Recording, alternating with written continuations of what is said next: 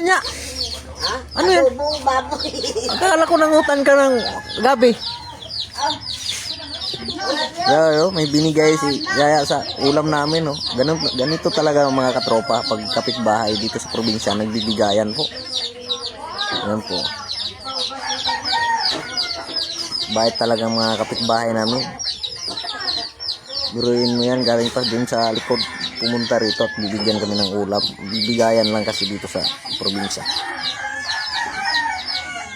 Sarap yun. Ba, ano kaya yan? Tingnan natin.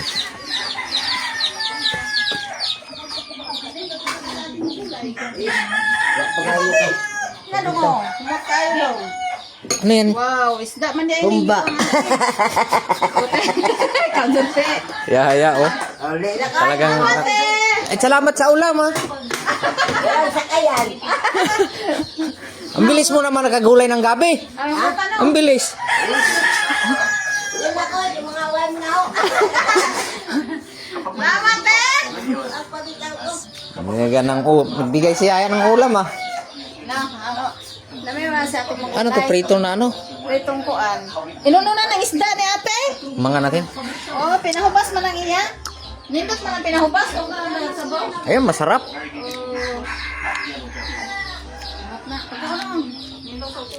Sarap. Nga na. Nga na tong taon. Nay, inuno na din ang lukoy. Kung na din ang pinasabaw ka ng nindot yun na siya mo ang pinahubas. Ito lamang kayo. Ano man kayo kumagin. Sarap ng ulam, ah. Grabe. Po mga tropa. Ito po sa probinsya mga tropa. Mga kapitbahay dito nagbibigay po ng mga ulam. Bibigayan po. Bibigayan po rito. Ayan o. Yaya, nagbigay ng ulam. Diba?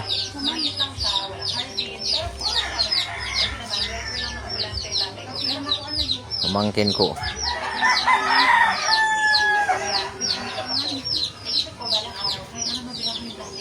Sarap dito sa probinsya. Sariwang hangin.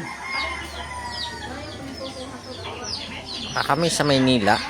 So lang mas maganda dito sa probinsya.